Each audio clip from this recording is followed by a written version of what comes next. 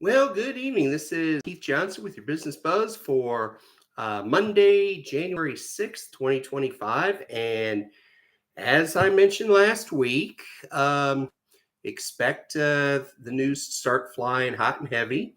And we weren't disappointed today. Off topic a little bit, the news that Trent Baalke was kept as the general manager of the Jaguars while Coach Doug Peterson was fired. I mean, a lot of people, a lot of fans, and a lot of people around the NFL very, very upset. We have a bad owner who doesn't care about winning, but that's additional news, and that has nothing to do with business or your personal finances. I digress. Anyway, so the first thing that happened was, well, actually, it was a holdover from late Friday. Uh, uh, Judge John or Juan Merchan, the judge in New York, who presided over the uh, stormy trial for President-elect Trump, based on, well, really trumped up charges, no pun intended, because he was sentenced or convicted allegedly on 34 felony counts of covering up hush money payments and all of that. It'll get overturned on appeal, but there's been so much talk about that in the past that it's not going to stick. It was a witch hunt, and all the facts point to it. But anyway, so what he did was he set a sentencing date of January 10th. So that would be this Friday. However, he did kind of tip his hand regarding the sentence. He's not going to sentence him to any time in prison. But what he is going to do is just kind of let him go on his own reconnaissance and just charge no jail time, but the felony counts will stand at least until they are appealed. So, he can still appeal it, but he won't serve any time in jail, and the convictions will stand for the time being. Now, next was today with Vice President Harris certifying the Electoral College votes for president. She showed up. I'll give her credit for that. And she did certify the election. So it is absolutely official. Donald Trump will become the 47th president in 2 weeks from today. So, really the countdown, it's ticking faster and faster. So we're all, most people are excited about it. I can feel things are changing. I mean, I'll explain a little bit. I am probably what most people would call center left. I do subscribe to some issues on the right, but I also subscribe to some issues on the left. For instance, with the green energy, and we'll get to that in just a second. But the green energy, I think most of us want it at its base core belief. But the bottom line is the infrastructure there is not there. The technology is not there. The economics are not there. And until they are, and I don't think it's going to happen for another 50 years, I don't see it very feasible. Now, what happened today had been percolating for a few days, but what President Biden did was he invoked a little-known law from about 70 years ago.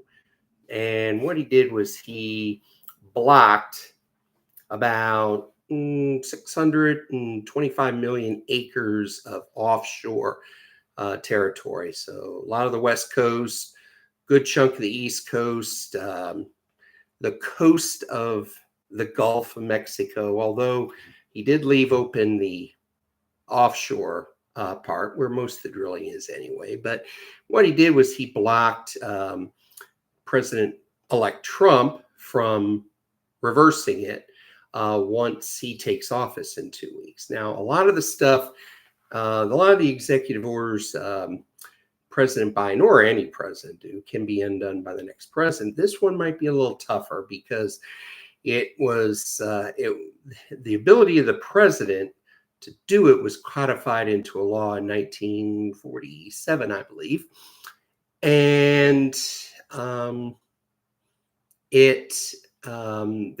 was nothing in the law saying it can be undone without going through Congress. Congress has a majority, but it's in the House. It's a very thin majority. So we'll have to see how that goes. And, Trump will try to overturn it on his first day. He's on record for that. But we'll see if it happens, because it'll probably be taken to court, and we'll see what happens. So, so what the Democrats are doing, they're kind of playing sore loser and just throwing a whole bunch of roadblocks up, trying to block President-elect Trump from enacting his plan. In the past, they didn't really. Everything was pretty transitional. It was pretty peaceful. What I mean by that is, when a Democratic president lost an election and the new Republican president came in, or vice versa, nobody really tried to do things at the last minute to thwart the incoming president's agenda. It's the lame duck president just kind of minded his own business and, had his finger on the nuclear button if needed. Fortunately, it never has been. But he, just let the president-elect try and set up the government. And, but so this one was, I'm sorry, but a lot of, this is why the Democrats lost the election. So because they don't care about Americans. The key is that we do have energy independence, because, as I said before, we do not have the technology, the infrastructure, the economics to really do green energy as of right now. Either wind or electric cars or whatnot, because it's costs much more money than most of us can afford. The rare earth minerals, the lithium and all of that required to build it tears up the earth a lot more than just pumping oil out of the ground. And also, like with me, I'll drive. I have no problem driving 800 plus miles a day. Just give me some good coffee, good Sirius XM golf channel, or some sports talk. I'm good. I go to Michigan once a year to visit my family and friends. That's where I grew up. And I have no problem. I usually get from Jacksonville to well up into Indiana in a day of driving. So, I have no problem with that. But electric vehicles right now, at most, you get 400 miles on charge, and then you got to charge it for 8 hours. It's like, I can't do that. It's like, no, because that's like a 3-day trip. And I get it in just over 1 day. So, and then the wind turbines, they cost a lot of money. And I'm all for green energy, but, it just don't force it on us. and and the current president, is trying to put all these regulations on gas heaters and all that, and it's just it affects the lower income people the most. And it's like the Democrats are supposed to be the working class. Of course, that's changed now. It's the Republicans are, but it's the reason why the Republicans won the election was they connected with the working and the middle class voters a lot better than the Democrats did. And signing all of these executive orders to restrict energy and all that just proves it. So, and then the last thing that happened today was the Social Security Fairness Act was signed into law. Usually it takes a few days to get the whole thing in, so probably by the end of the week I'll have more details on what it is. But basically, what it does was I have a few clients that sometimes they get, and this is Chrissy. I fed her already. Say, hey, Chrissy. So, Chrissy, I'm on the air. So, what happens is they get a nasty gram, or not, it's not a nasty gram, but they get a notice from Social Security because in the previous year when they reported on the taxes, their adjusted gross income was too high. And there's a thing called IRMA, and it's an act that allowed Social Security to cut benefits, especially for Medicare Part B recipients. Most people pay for their Medicare B through Social Security. And so what they do is, because they have a higher income because of pensions or sale of assets or something like that, capital gains, they, they have reduced Social Security benefits. Well, this one is now designed to make it a little more fair for people who have pensions and who have other sources of income to get their Social Security. I'm kind of split on it. I mean, on the one hand, you have, but then again, the other one, and the one I agree with, is that they did pay Social Security tax into the system for decades, so they are entitled to it.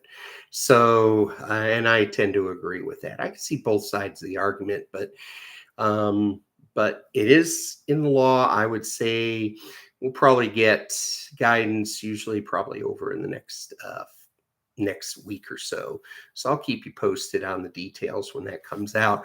And then also, finally, it looks like what Speaker Johnson is planning to do is he is planning to roll up all of President-elect Trump's campaign promises, like tipping or no tax on tips and border security and sending aid to maybe the Ukraine or Gaza or something like that. What he's going to do, they're going to try to do, is roll all of that up into one bill, and try to do it through a budget reconciliation process, which means that they can avoid the 60 votes that they would need.